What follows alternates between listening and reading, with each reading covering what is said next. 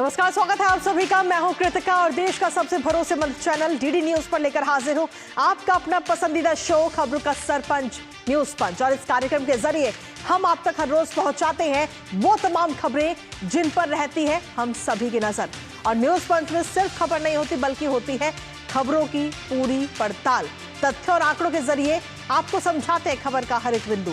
साथ ही ground zero पर मौजूद अपनी टीम से जानते हैं एक एक अपडेट होती है हर खबर पर हमारी पैरी नजर। और आज न्यूज पंच के जरिए जिन प्रमुख खबरों पर रहेगी हमारी नजर, सबसे पहले करते हैं उन 3 प्रमुख खबरों का रुख। तो सबसे पहली और प्रमुख खबर है पाकिस्तान से जुड़ी। जी हां, अब 48 घंटे का समय या यूं कहे कि अल्टीमेटम पाकिस्तान को दिया गया है। अब ऐसे में पाकिस्तान क्या करेगा ये देखने वाली बात होगी, क्योंकि ये जो हाईजैक हुई है ट्रेन उसको लेकर बीएलए की तरफ से 48 घंटे का समय दिया गया है। इसके साथ ही और क्या कुछ शर्तें रखी गई हैं, क्या कुछ मांगे हैं, बताएंगे विस्तार से आपको। साथ ही दूसरी प्रमुख खबर है अंतर्राष्ट्रीय जगत से जुड़ी है ये भी, जहां अमेरिकी प्रस्ताव पर अब यूक्रेन तो सहमति जता दी है, लेकिन अब कहीं ना कहीं जो गेंद है वो है रूस के पाले में। रूस की तरफ से और इस युद्ध विराम के प्रस्ताव पर सहमति जताना बाकी है। करेंगे विस्तार से बात इसको लेकर भी। लेकिन साथ ही तीसरी प्रमुख खबर अरविंद केजरीवाल से जुड़ी। जी हां, अब अरविंद केजरीवाल पर एफआईआर दर्ज की जाएगी, पूरा केस चलेगा। और आखिर ये जो नया मामला है ये अभी हाल ही का नहीं है, बल्कि 5 साल पुराने मामले में एफआईआर दर्ज करने के आदेश कोर्ट की तरफ से दिए गए हैं। क्या है वो आदेश और क्या है पूरा मामला, बताएंगे विस्तार से आपको। तो चलिए शुरुआत करते हैं इस खास बुलेटिन न्यूज पंच की। तो सबसे पहली और प्रमुख खबर पाकिस्तान से। जी हां, जहां पाकिस्तान में ट्रेन के हमले के मामले में अगले 48 घंटे जो है वो काफी अहम है, काफी नाजुक है, क्योंकि बीएलए ने बंदियों के जो बंधक हैं उनके साथ अदला बदली के लिए 48 घंटे का अल्टीमेटम दे दिया है। साथ ही सैन्य हमलों के बाद 10 पाकिस्तानी बंधकों को फांसी पर चढ़ाने की भी धमकी दी है। दरअसल बीते कल की अगर हम बात करें तो करीब 500 यात्रियों को बंधक बनाया गया था। तो वहीं पाक सुरक्षा बलों ने भी इस अभी तक अगर हम देखें तो 16 आतंकवादियों को मार गिराया है, जबकि कुल मिलाकर देखें तो 30 से ज्यादा सैनिकों को भी मार गिराने का दावा बीएलए की तरफ से किया गया है। वहीं जानकारी ये भी मिल रही है कि ट्रेन से आपको बता दें कि 104 जो यात्री हैं उनका रेस्क्यू भी किया गया है, जिनमें 31 महिलाएं और 15 बच्चे भी शामिल हैं।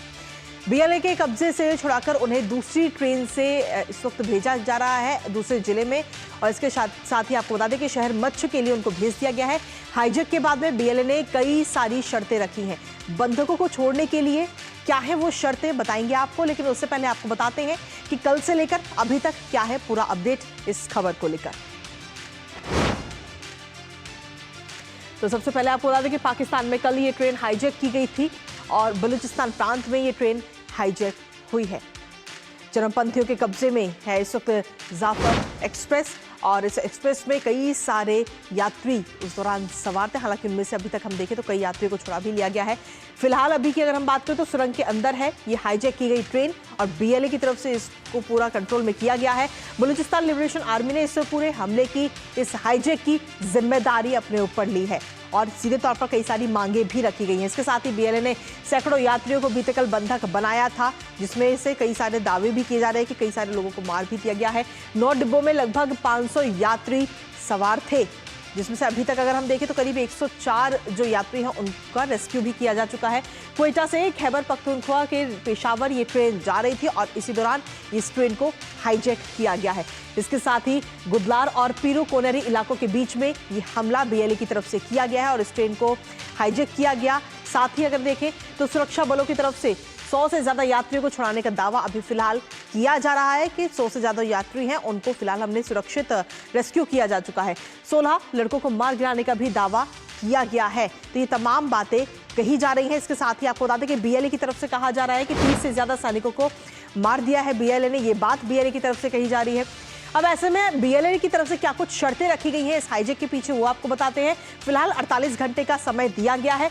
बलूच राजनीतिक कैदियों की बिना शर्त रिहाई की मांग बीएलए की तरफ से की गई है, यानी कि बिना किसी शर्त के उनको रिहा कर दिया जाए।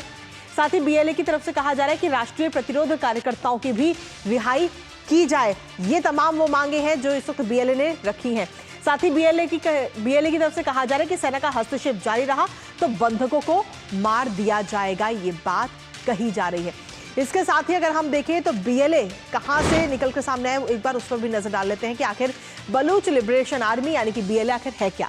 बलूचिस्तान प्रांत में सक्रिय अलगाववादी ये पूरा संगठन है और इससे पहले भी कई हमले हो चुके हैं। इस संगठन का मकसद है बलूचिस्तान को पाकिस्तान से अलग करके एक अलग देश बनाना, ये इसका मकसद है। बलूचिस्तान को एक स्वतंत्र राष्ट्र बनाना चाहता है BLA यानी कि बलूच लिबरेशन आर्मी, और सीधे तौर पर इसी मकसद को कामयाब करने की कोशिश लगातार इसकी तरफ से हो रही है। 2000 के दशक में BLA की स्थापना की गई थी, यानी कि बहुत, अगर हम देखें तो 25 साल इसको हो चुके हैं।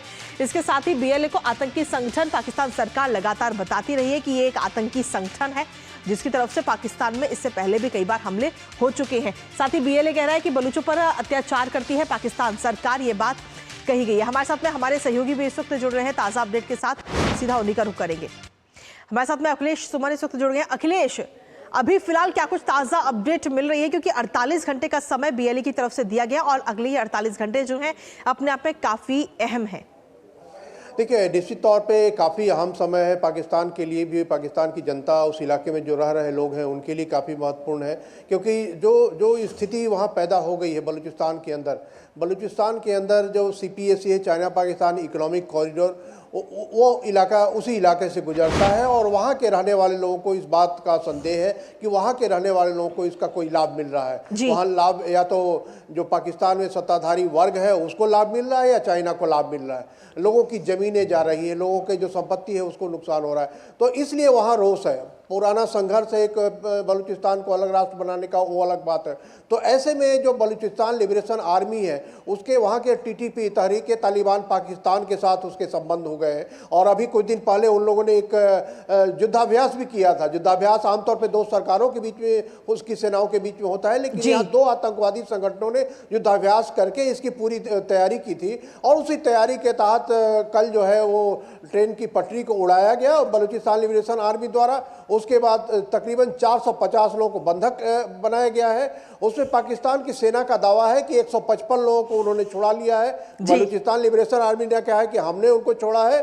और उसके बाद अभी जो स्थिति है कि बलूचिस्तान की सरकार ने वहां इमरजेंसी की घोषणा कर दी है। इमरजेंसी की घोषणा करने का मतलब कि चारों तरफ सिक्योरिटी कार्डन वहां लगा दिए गए हैं, पूरी तरह तैनाती है।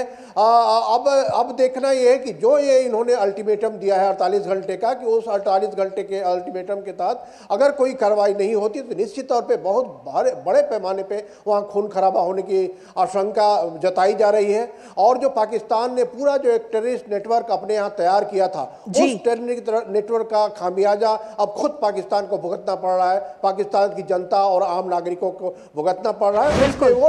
वो लोग भी उसके शिकार हो गए हैं। उसमें पाकिस्तान के आर्मी के लोग हैं, उसमें पाकिस्तान के ISI के लोग हैं, उनके लोग बैठे हुए हैं। तो निश्चित तौर पर यह एक वहाँ की एस्टेब्लिशमेंट के एक बड़े वर्ग को इससे नुकसान होगा। जी, इसके साथ ही अखिलेश, अगर हम देखें तो ये बात कही जा रही है कि जितने लोगों को इस वक्त बंधक बनाया गया था, करीब 500 लोगों की बात कही जा रही थी कि इस ट्रेन में करीब 500 लोग सवार थे, लेकिन इनमें से 100 से ज्यादा लोगों को इस वक्त वहां से रेस्क्यू कर लिया गया है, सुरक्षित बाहर निकाल लिया गया है। निश्चित तौर पे देखिए, बलूचिस्तान लिबरेशन आर्मी का कहना है कि उन्होंने महिलाओं, बच्चों को, सिविलियन को छोड़ा है। पहले 100 की बात बताई जा रही थी, उसके बाद अभी जो पाकिस्तान के सरकार का दावा है, उन्होंने कहा है कि 155 लोगों को छुड़ा लिया गया है। बलूचिस्तान लिबरेशन आर्मी का कहना है कि 214 लोग अभी भी उसके कब्जे में हैं। और उन्होंने यह भी कहा है कि अगर पाकिस्तान की तरफ से कोई बुलेट उन पे छोड़ा जाता है, क्योंकि पाकिस्तान ने दावा किया है कि 27 आतंकवादियों, जो उनके हिसाब से जो मिलिटेंट है, 27 मिलिटेंट को मारा गया है। तो आप सोच सकते हैं कि अगर इस तरह से दोनों के बीच में लड़ाई जारी रहती है तो पाकिस्तान BLA के हाथों में जो लोग हैं हॉस्टेज में, उन लोगों पर काफी क्षति की आशंका है। इसलिए पाकिस्तान की सरकार के सामने बहुत बड़ी चुनौती है कि किस तरह से वो अपने होस्टेजेस को भी बचाए, बलूचिस्तान लिबरेशन आर्मी से बातचीत की कोई प्रक्रिया अपनाए, या कैसे वो आगे बढ़ती है। निश्चित तौर पे उनके लिए बहुत बड़ी चुनौती है। जी, चलिए, ये चुनौती है और इस चुनौती से कैसे पाकिस्तान पार पाएगा, ये देखने वाली बात होगी। फिलहाल बहुत बहुत शुक्रिया अखिलेश, तमाम जानकारी और हमारे साथ साझा करने के लिए। और इसी के साथ चलिए अब अगली महत्वपूर्ण खबर का रुख कर लेते हैं, जहां आपको बता दें कि यूक्रेन वॉर को खत्म करने को लेकर बीते कल अमेरिकी और यूक्रेनी अधिकारियों के बीच में एक अहम बैठक हुई, जिसमें 30 दिन के युद्ध विराम प्रस्ताव को स्वीकार किया गया। अब यह प्रस्ताव अमेरिका की तरफ से लाया गया, जिस पर यूक्रेन ने अपनी सहमति दे दी है। और अब बारी है रूस की। 8 घंटे की बातचीत के बाद अमेरिकी अधिकारियों ने इसकी घोषणा की और कहा कि अब गेंद जो है वो रूस के पाले में है। अब इस प्रस्ताव को रूस के सामने रखा जाएगा। बीते कल हुई इस बैठक में कई अहम फैसले भी लिए गए। हालांकि कब्जे वाले एरिया के मुद्दे पर यूक्रेनी अधिकारियों ने किसी भी समझौते के लिए फिलहाल किसी प्रकार के तैयार नजर नहीं आए हैं और फिलहाल अब देखना यह होगा कि युद्ध विराम के इस प्रस्ताव पर रूस की तरफ से क्या कुछ कहा जाता है। करेंगे चर्चा, लेकिन उससे पहले आपको बताते हैं कि मंगलवार को हुई इस वार्ता में और क्या कुछ खास रहा है ग्राफिक्स के जरिए।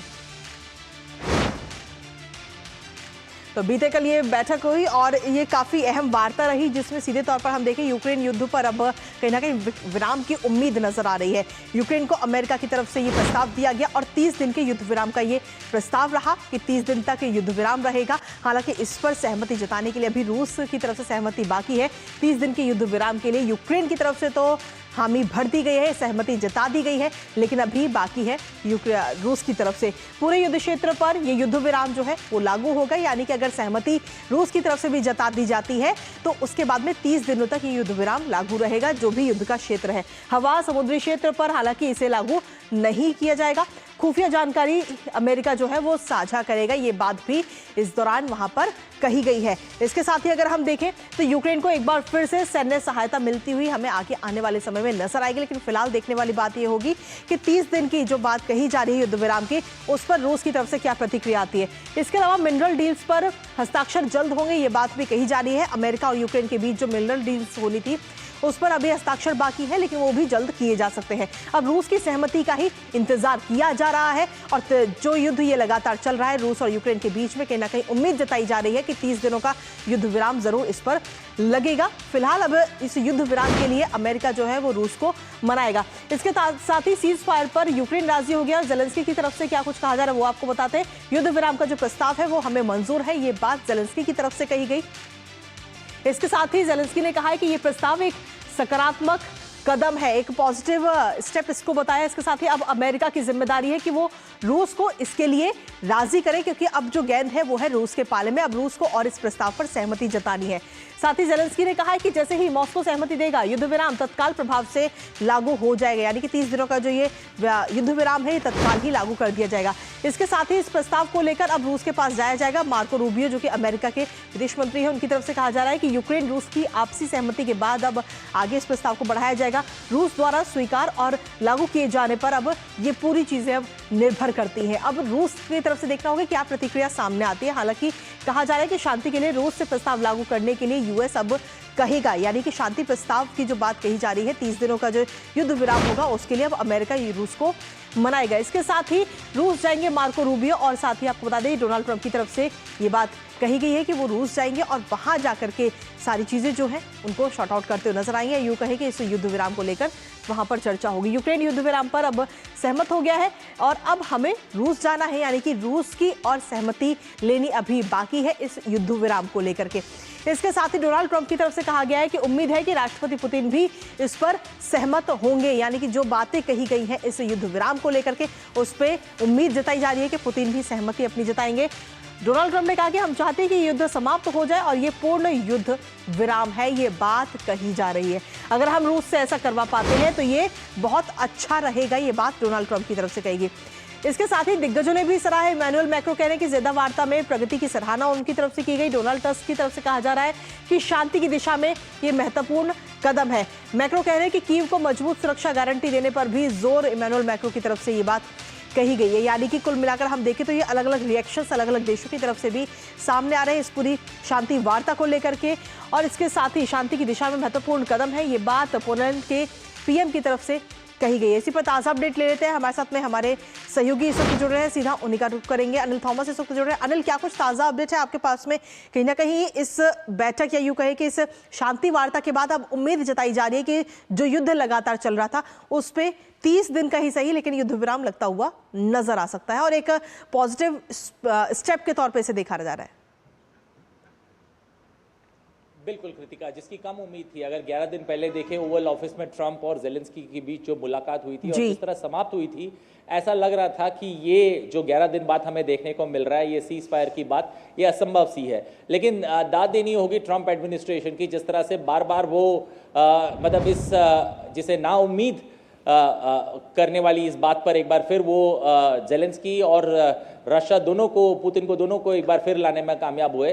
अब उम्मीद यही होगी कि जद्दा टॉक्स पे जिस तरह से बातें हो रही है कि जेलेंस्की ने तो मान लिया इन सारी शर्तों पर, क्या पुतिन को समझाने में कामयाब रहते हैं? ट्रंप एडमिनिस्ट्रेशन के लिए चुनौती यहां से शुरू होती है, क्योंकि जेलेंस्की के पास खोने के लिए ज्यादा है, पाने के लिए कम, अगर इस सीज फायर को देखे या फिर समझौते को देखे। लेकिन पुतिन के पास, पुतिन को मनाना इतना आसान नहीं होगा। और जेलेंस्की बार बार इस बात को कह रहे हैं कि भले ही इसका आश्वासन रूस और पुतिन दे, लेकिन क्या गारंटी है कि ये सीज फायर को वो पूरी तरह से 30 दिन के लिए फॉलो करेंगे? हमें बोलना ही नहीं होगा, इस पूरे वार्ता के बीच में यूक्रेन ने लगभग 350 से ज्यादा ड्रोन अटैक मॉस्को शहर के पास की है। तो ऐसे में पुतिन भी चुप नहीं बैठने वाले। लेकिन ये जो सीज फायर की बात हुई है, एक सकारात्मक स्टेप है, और एक सकारात्मक स्टेप जिसमें बहुत कम उम्मीदें लोगों को या फिर दुनिया को थी कि किस तरह से ये रशिया और यूक्रेन के बीच जो वार्तालाप है वो एक तरह से उस पर अल्प विराम लग गया है। मैं कहूंगा स्पीड ब्रेकर जरूर लगी थी, और एक सही कदम सही रास्ते में, क्योंकि कहीं ना कहीं 30 दिन का सीज फायर भले ही मिले, लेकिन 30 दिन का सीज फायर यूक्रेन के लिए काफी जरूरी, क्योंकि यूक्रेन को अब एक बार फिर दोनों ही एक तरह से मिलिट्री और ह्यूमैनिटेरियन दोनों मदद जो अमेरिका से मिलेगी वो काफ़ी महत्वपूर्ण है। और यूक्रेन इसकी पूरी कोशिश करेगा कि ये ज़्यादा समय तक ये सीज फायर बरकरार रहे। लेकिन रशिया को मनाना और पुतिन को बनाना अब सबसे बड़ी चुनौती है ट्रंप एडमिनिस्ट्रेशन के लिए। और मैं कहूँगा ट्रंप इस बात को समझते हैं, और ट्रंप ने इस बात का अंदेशा भी दिया है कि कितना मुश्किल होगा कि पुतिन को बनाना और पुतिन को इस जो डॉक्यूमेंट है उस पर साइन कराना, क्योंकि ये सबसे बड़ी चुनौती रहेगी। और 30 दिन में अगर 30 दिन की शांति रही तो बहुत मेरे हिसाब से दोनों ही देशों के लिए अच्छा रहेगा, यूक्रेन के लिए भी और रूस के लिए भी, जो सैंक्शंस की मार को लंबे समय से झेल रहे हैं। लेकिन इसके साथ ही अनिल, अगर हम देखें तो रूस के जिन जिन क्षेत्र पर यूक्रेन ने कब्जा किया है उसको लेकर जब बात आई तो अधिकारियों की तरफ से सीधे तौर पर हम कहें कि सहमति नहीं जताई गई कि वो जो हिस्से हैं, वो जो क्षेत्र है वो वापस किए जाएंगे। लेकिन कहीं ना कहीं अब इस वार्ता के बाद में उम्मीद जरूर जताई जा रही है इस युद्ध विराम को लेकर कि जो लंबा जो ये युद्ध है उस पर अब विराम लग जाएगा, जो कि कहीं ना कहीं एक बड़ी जीत के तौर पर भी डोनाल्ड ट्रंप इसको मानते हैं। देखिए कृतिका, दो चीज़ों को भूलना नहीं होगा। पहली बार जब ये वार्ता हुई थी तो ट्रंप बड़े साफ थे, नेटो की सदस्यता से को वो यूक्रेन भूल जाए। जी बिल्कुल। जो जमीन अब तक रूस ने कैप्चर किया है वो जमीन के मिलने की शंका बहुत है, क्योंकि ये अभी भी कहीं साफ नहीं है कि जो 20% जो जमीन है जो यूक्रेन का, जिसे पुतिन और रूस ने अभी तक कैप्चर किया है, उसके मिलने की संभावना या फिर उसको मिलने की कहीं बात नहीं हुई है। मेरे हिसाब से यही कारण था कि जो रेयर मिनरल्स की बात हो रही थी, जिसे लगभग 1 ट्रिलियन जिसका वैल्यू किया जा रहा था, और उसमें से 350 बिलियन का ट्रंप मांग कर रहा था, जिस पर ओवल ऑफिस पर जेलेंस्की को बुलाया था और उस पर हस्ताक्षर नहीं हुए। उसकी वजह यही थी क्योंकि ट्रंप एडमिनिस्ट्रेशन को भी पता है इसमें ज्यादातर एरिया जहां ये रेयर मिनरल्स है वो रशिया के कंट्रोल में है, रशिया ने उसे कब्जा कर लिया है। तो ऐसे में यूक्रेन के पास देने के लिए कुछ नहीं है, लेकिन यूक्रेन के पास ये अल्प विराम लगने से जरूर यूक्रेन एक राहत की सांस ले सकता है। लेकिन रूस को कितना भरोसा करेगी यूक्रेन, और ये सारा दारोमदार ट्रंप पर रहेगा। ट्रंप किस तरह से पुतिन को बनाते हैं और हस्ताक्षर कराने में कामयाब रहते हैं। यही नहीं, ट्रंप को यह भी आश्वासन देना होगा यूक्रेन को कि 30 दिन तक कोई भी अटैक बिल्कुल रूस की तरफ से नहीं आएगा। और ये मेरे हिसाब से बहुत बड़ी कूटनीतिक जीत होगी ट्रंप के लिए अंतरराष्ट्रीय स्तर पर, क्योंकि इन दोनों देशों के बीच अगर किसी तरह का cease fire Trump administration manage करता है तो ये बहुत बड़ी सफलता है। चलिए, बहुत बहुत शुक्रिया अनिल, तमाम जानकारी हमारे साथ साझा करने के लिए। इस पर आप अपनी नजर लगातार बनाए रखिएगा। तो अब देखना होगा कि रूस की तरफ से क्या कुछ प्रतिक्रिया इस शांति प्रस्ताव पर सामने आती है। नजर इस पर लगातार बनी रहेगी। लेकिन इसी बीच न्यूज पंच में वक्त एक छोटे से ब्रेक का है, कहीं मत जाएगा, क्योंकि ब्रेक के उस पर आपको बताएंगे दिल्ली की राजनीति से जुड़ी हुई एक महत्वपूर्ण खबर।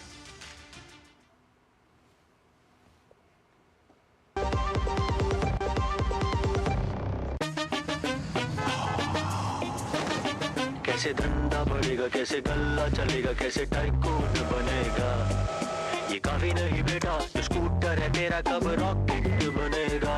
सिर्फ नजर बट्टू लगाने से बिजनेस बढ़ता तो हर बड़ा बिजनेस यही करता। बिजनेस बढ़ता है क्रेडिट से। अपनी दुकान में क्रेडिट ऑन यूपीआई अपनाओ। कस्टमर्स को यूपीआई पे क्रेडिट मिलेगा तो कस्टमर्स बढ़ेंगे और उनकी शॉपिंग भी। क्या समझे? अपने पेमेंट पार्टनर से संपर्क करें।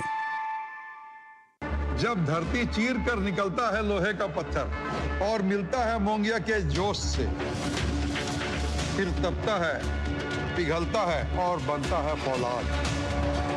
अब होता है सरिया सारी खूबियों के साथ। मोंगिया स्टील, मजबूत देश का मजबूत सरिया। बलजीत बाजी, सत श्री अकाल। मेरा सोना मेरी खेती नू चार चांद लगा रहा है। बल्ले बल्ले हो गया ये तो। बड़ेकर साहब कैसे का है? मेरा सोना मेरी दुकान में स्टॉक बढ़ा रहा है। हजारिका बाबू की खबर? हाल खबर सर, मेरा सोना मेरे बेटे का म्यूजिक एल्बम बना रहा है।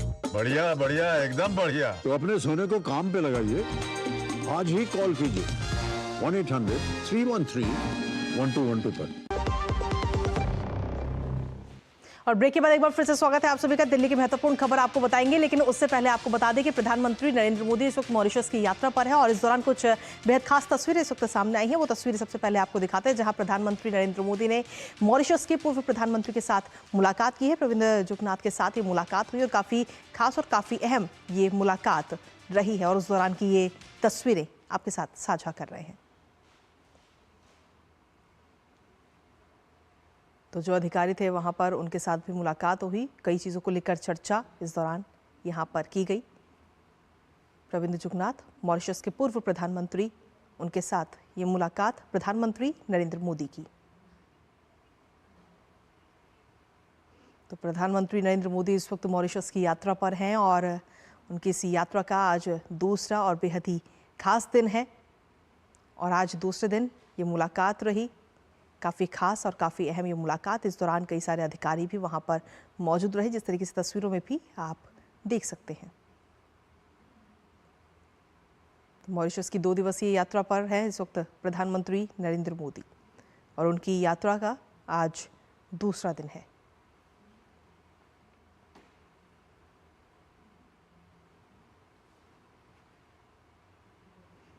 तो ये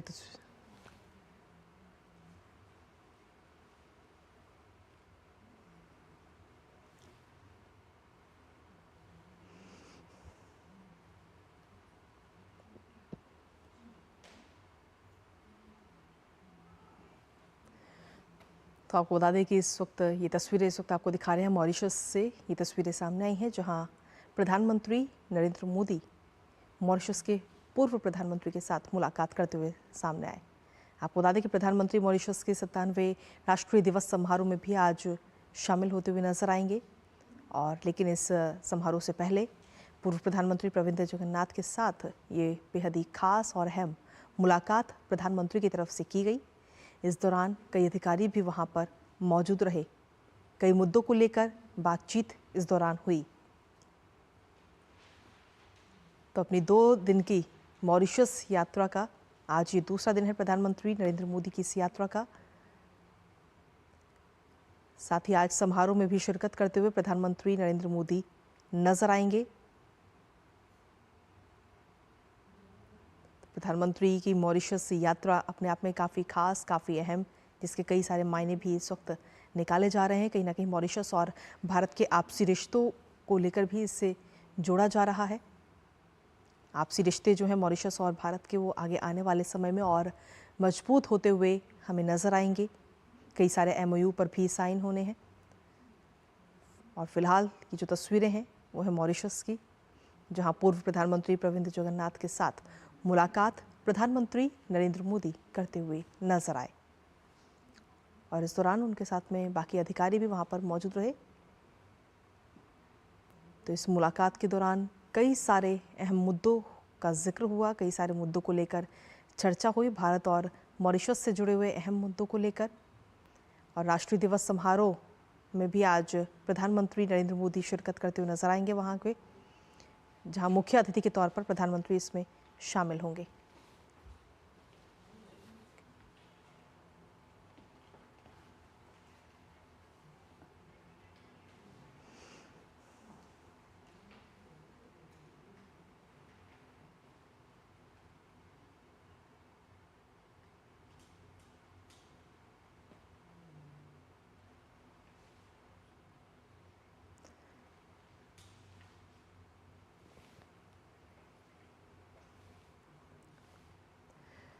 तो ये तस्वीर इस वक्त आपको दिखा रहे हैं प्रधानमंत्री नरेंद्र मोदी आज मॉरिशस की यात्रा पर हैं और आज उनकी इस यात्रा का दूसरा और अहम दिन, जहां आज पीएम मॉरिशस के 97वें राष्ट्रीय दिवस समारोह में मुख्य अतिथि के तौर पर शामिल होते हुए नजर आएंगे। राष्ट्रीय दिवस समारोह है आज जिसमें प्रधानमंत्री शामिल होंगे, लेकिन इस समारोह से पहले मॉरिशस के पूर्व प्रधानमंत्री प्रविंद जगन्नाथ के साथ ये खास मुलाकात प्रधानमंत्री नरेंद्र मोदी करते हुए नजर आए और इस खास मुलाकात में कई सारी बातों का जिक्र किया। हालांकि आगे आने वाले समय में वो भी जानकारी जल्द ही मिलेगी और फिलहाल ये तस्वीरें आपके साथ साझा कर रहे हैं।